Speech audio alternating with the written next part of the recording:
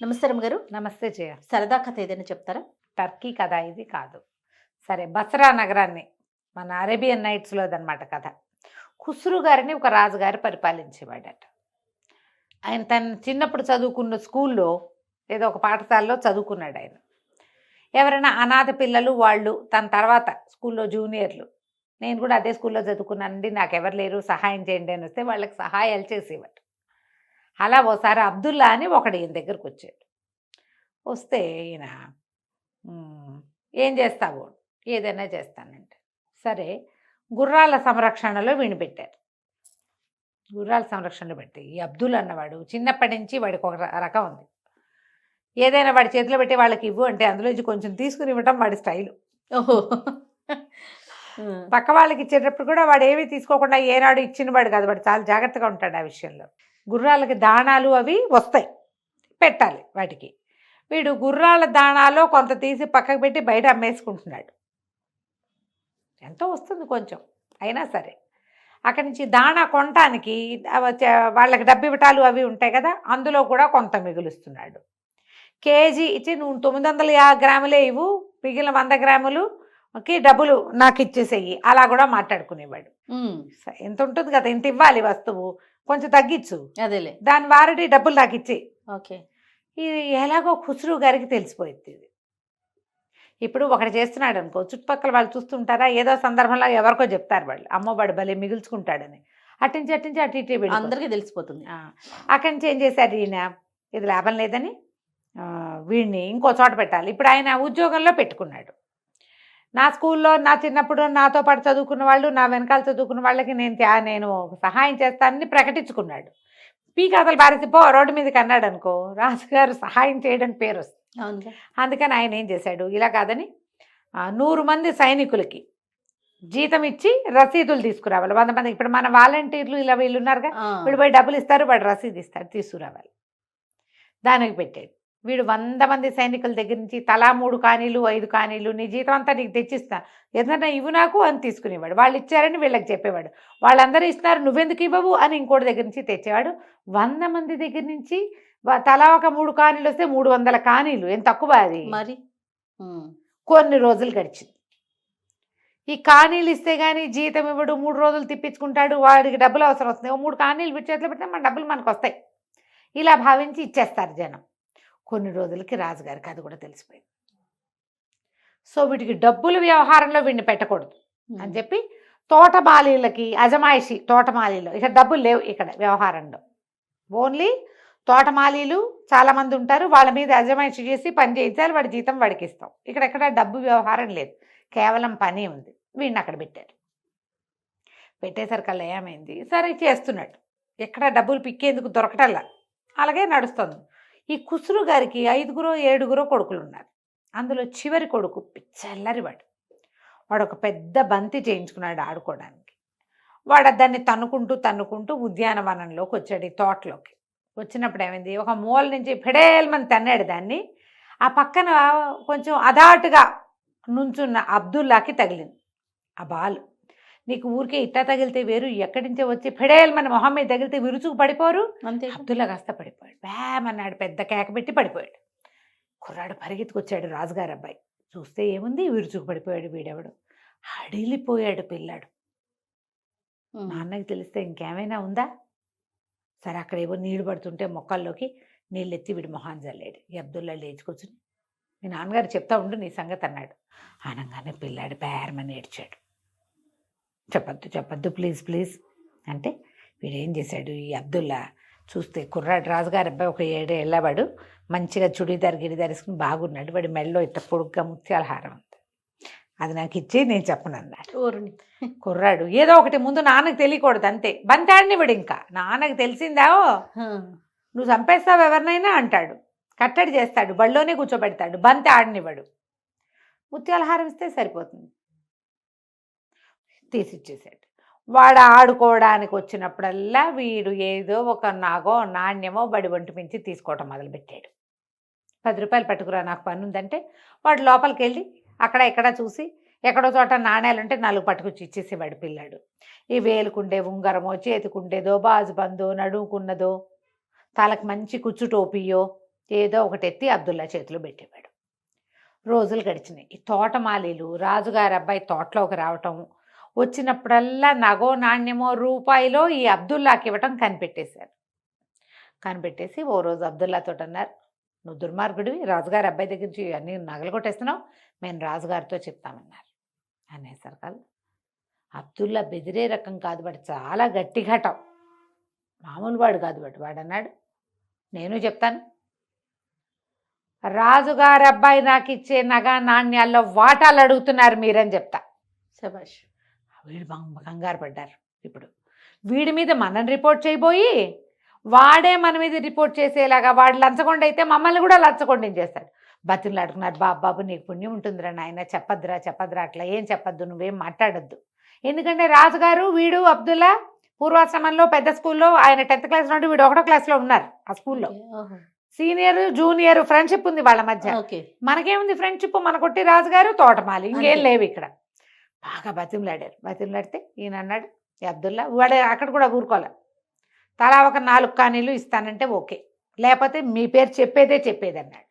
అనగానే అందరూ అన్నారు, బాబు మాకు వచ్చే జీతం రాగానే 4 కానీలు నీకు సమర్పించుకుంటాం, నువ్వు మాత్రం మా గురించి ఏం చెప్పద్దు, నువ్వు తీసుకోమా అనుకుంటే మానుకో, నువ్వు అఘటన సమర్థుడివి, మాకంత లేదు అని ప్రతి నెల వాడికి కానీలు ఇచ్చేవాడు. అమ్మయ్య దొరికింది డబ్బని వాడు ఆ కానీలు జాగ్రత్త పెట్టుకునేవాడు. అయితే ఏమైంది, రోజులు గడిచాయి కానీ రాణిగారికి పిల్లాడి ఒంటి మించి వస్తువులు మాయమైపోతున్నాయనే సంగతి తెలిసింది. ప్రతి పిల్లాడికి ఓ పెట్టే, ఒక అల్మారు ఏవో ఉంటాయి. అల్మార్లో వస్తువులు, పెట్లో వస్తువులు తరిగిపోతుంటే తెలియదు మరి. పిల్లాడిని అన్ని పొద్దున్నే స్నానం చేయించి అన్నీ అలంకరిస్తారు, సాయంత్రం మళ్ళీ స్నానం చేయించేటప్పుడు ఒకటి లేదు. ఇన్ని ఒకట్లు కలిసి కొన్నాళ్ళకి అన్ని ఒకట్లు కలిపితే ఎన్నగును 11, 16 అవుతాయి అవి. ఆవిడకి డౌట్ వచ్చింది. వచ్చి పిల్లాడిని, ఎరా ఎక్కడ ఆడుతున్నావు, ఇట్లా వస్తువులు పారేస్తున్నావు అని కేకలేస్తే వాడు బిక్కమొహం వేశాడు. ఆవిడకి డౌట్ వచ్చింది, ఇది కాదు, పోవటం కాదు, ఏదో జరుగుతోందని వాడి మీద గట్టి పహరా పెట్టి వాడు అబ్దుల్లాకి ఇస్తున్నాడని కనిపెట్టేసింది ఆవిడ. అబ్దుల్లాకి ఎందుకు ఇస్తున్నాడు అనే విషయం కూడా తెలుసుకుని తీసుకెళ్ళి ఖుస్రు గారికి అప్పచెప్పింది. నువ్వు వాడిని తీసుకెళ్ళి అక్కడ పెట్టావు, వాడేమో పిల్లాడిని బెదిరించి వస్తువులన్నీ లాగేస్తున్నాడు అని కేకలేస్తారు. ఆయన అబ్దుల్లాని పిలిచాడు. ఒప్పుకోగానే రాజుగారు, నువ్వు చాలా దుర్మార్గుడివి, నేను 3 చోట్లకు మార్చా, నువ్వు 3 చోట్ల ఇదే చేసావు, నీకు ఉద్యోగం లేదు, వెళ్ళిపో, ఇక నేను నీకు ఉద్యోగం ఇవ్వను, నువ్వు మా అబ్బాయినే బెదిరిస్తావుగా అని కేకలేశారు. ఉద్యోగం పోయింది. కానీ ఇప్పటిదాకా వీడు ఎన్ని కానీలో సంపాదించాడు, ఎంత బంగారమో సంపాదించాడు, వాడు ఉద్యోగం చేయవలసిన అవసరం లేదు. అయితే వాడేం చేశాడు, తోచట్ల పని పాట లేదు, ఏదన్నా చెయ్యాలని ఏవో 4-5 నోట్బుక్లు లాంటివి తెచ్చుకుని కోట వాకిట్లో కూర్చునేవాడు. కూర్చుని 3 వెళ్ళారు, 2 వచ్చారు, అక్కడ అది అయింది, ఇక్కడ ఇది అయిందని రాసుకునేవాడు. ఊరికే జనాలంతా అబ్దుల్లాకి పిచ్చెత్తింది ఉద్యోగం పోయేసరికి అని చెప్పుకునేవాళ్ళు. కానీ వాడు ఎంత ఖచ్చితంగా రాసేవాడంటే, ఎన్ని గుర్రాలు లోపలికి వెళ్ళాయి, 11 గుర్రాలు లోపలికి వెళ్ళాయి, 3 గుర్రాలే బయటకు వచ్చాయి, అది కూడా రాసేవాడు. జనాలు ఎవరన్నా వచ్చారా వెళ్ళారా అనేది అబ్దుల్లాని అడిగితే తెలిసిపోతుంది అనే దశకు వచ్చారు. అయితే ఏమైంది, ఒకనాటి రాత్రి శబ్దాలు ఏవో వినపడ్డాయి. అక్కడ ఆ పూట ఏదో మంచి సందడిగా ఉంది, ఊళ్ళో ఏదో ఫంక్షన్లు జరుగుతున్నాయి. ఫంక్షన్ల వివరాలు రాసుకుంటూ మధ్యలో గుభేల్మని ఏదో శబ్దం వచ్చింది. అవి 3 సార్లు వినపడింది. 3 గుభేళ్ళు అని రాసుకున్నాడు, సమయం రాశాడు. మర్నాడు పొద్దున తెలుసుకున్నారు, ఏంటి, ఖజానాలో దొంగలు పడ్డారు. ఊళ్ళో ఫంక్షన్ అయింది, ఆ ఊళ్ళో జరుగుతున్నటువంటి మేళా అలాంటిది ఏదో జరిగింది, ఎగ్జిబిషన్లు అవి ఇవి జరిగినాయి. రాచనగర్లోకి లోపలికి చాలామంది జనం తిరిగారు, అవన్నీ రాయబడే ఉన్నాయి. ఇందులో కొన్ని పర్మిషన్ తీసుకుని వచ్చిన వాళ్ళు, కొంతమంది పర్మిషన్ తీసుకోకుండా వచ్చిన వాళ్ళు, వాళ్ళల్లో దొంగలు ఎవరో జ్వరపడి ఈ రాజుగారి ఫ్యామిలీ అంతా కూడా ఊళ్ళో జరుగుతున్న మేళాకి తిరుగుతూనే ఉన్నారు. పై ఊళ్ళ నుంచి వచ్చిన వాళ్ళు నగర్లోకి వచ్చారు, కోటలోకి కూడా వచ్చారు. దొంగతనం జరిగేసరికి తీరా లెక్క పెట్టి చూస్తే మామూలు కాదు, ఈజీగా 3 పెట్టెల బంగారపు వస్తువులు పోయినాయి. ఎవరొచ్చారు, ఎవరు వెళ్ళారు, ఏం జరిగింది అంటే, ఏదో వచ్చిన వాళ్ళు పర్మిషన్ తీసుకుని అవన్నీ కనపడుతుంటే సైనికుల్లో ఒకడన్నాడు, ప్రభు మన హుజూర్ ఇక్కడ వాకిట్లో కోటకోడ దగ్గర అబ్దుల్లా రాసుకుంటాడు, అతని దగ్గరికి వెళ్తే ఆ రోజు ఏదైనా వింతగా జరిగిందేమో అతను చెప్పగలుగుతాడు అనేసరికి సరే అక్కడి నుంచి సైన్యాధిపతి పరిగెత్తుకుంటూ అబ్దుల్లా దగ్గరికి వెళ్ళాడు. ఈరోజు ఈ మేళా జరిగిన రోజు రాత్రి ఏదైనా విశేషం ఉందా, ఆ రోజు రాసిన లిస్ట్ అంతా తీయమన్నారు. తీయమంటే 6 గుర్రాలు వెళ్ళాయి, 3 గుర్రాలు వచ్చాయి, 3 రథాలు వెళ్ళాయి, 1 రథం వచ్చింది, ఇవన్నీ లిస్టులు ఉన్నాయి. ఈ లిస్టుల్లో 3 గుబేళ్ళు అని రాస్తున్నాడు. ఈ గుబేళ్ళు ఏమిట్రా అని అడిగాడు సైన్యాధిపతి. రాత్రి 1 వేళ నేను 1 అయ్యాక పడుకుంటా. 1 వేళ గుబేల్మని శబ్దాలు 3 వచ్చినాయి, ఒకదాని వెనకాల ఒకటి. ఎలాంటి గుబేలు అంటే ఏదో బరువైన వస్తువు నీళ్లల్లో పడిన శబ్దం. అది కూడా రాసేసాడు. వీడు చెప్పాడు ఇది జరిగింది, ఆ రోజు వచ్చింది నీళ్లలో పడిన శబ్దం. నేను అది రాసుకున్నాను అనగానే వెంటనే సైన్యాధిపతి ఖుస్రూ గారి దగ్గర పరిగెత్తాడు. వాడు ఇట్లా రాసుకున్నాడంటే మంత్రి గారు, సైన్యాధిపతి, మరి ఖుస్రూ గారు ముగ్గురు కలిసి ఆలోచించారు. కోట దగ్గర కూర్చున్న వాడికి గుబేల్మని శబ్దం వినపడిందంటే అవతల ఉంది టెగ్రీనో ఏదైనా నది, టిగ్రిస్ అక్కడెక్కడో బసరాకి అవతల ఉంది. అందులో ఏమైనా పడితే వీడికి వినపడదు. వీడికి వినిపించిందంటే వీడికి దగ్గరలో పడింది. వీడికి దగ్గరలో నీళ్ళు ఏమిటంటే అగడుతుంది. ఆ అగడ్త ఎట్లా ఉంది, కోట నగరులోకి వెళ్ళడానికి బయట ఉన్న ప్రహరీ, నగరం అదే మన కోట, ఈ రెండిటికి మధ్యలో పగలల్లా ఏమవుతుంది, అట్నుంచి తలుపు ఇటు ఈ నది ఈ అగడ్త మీదకి వేస్తారు. సినిమాల్లో చూస్తుంటాం. దాని మించి ఆ చెక్క మీదుగా జనం అంతా నడిచిపోతూ ఉంటారు. రాత్రి 12 గంటలకి 11 గంటలకో ఇది మూసేస్తారు. అప్పుడు నగరం చుట్టూ, అదే నగరు చుట్టూతా, కోట చుట్టూతా అగడ్తలో నీళ్లు పారుతుండే ఎప్పుడు ఉంటాయి. పొద్దున్నే తెల్లవారు 6ంటికి తెరిచి రాత్రి 11 గంటలకు మూసేస్తారు. ఈ 6 to 11 వచ్చే వాళ్ళ తాలూకు లిస్టు ఇప్పుడంటే అబ్దుల్లా రాసుకుంటున్నాడు, లేకపోయినా అక్కడ ఉంటుంది. లోపలికి వచ్చే వాళ్ళు పెట్టాలి కదా, మనం ఇంతమంది వచ్చామని, ఇంతమంది వెళ్తున్నామని, ఫలానా వాళ్ళు లోపల ఉండడానికి వచ్చారు, పర్మిషను, వ్యవహారాలన్నీ ఉన్నాయి. అంటే నీళ్లలో ఏదో పడింది.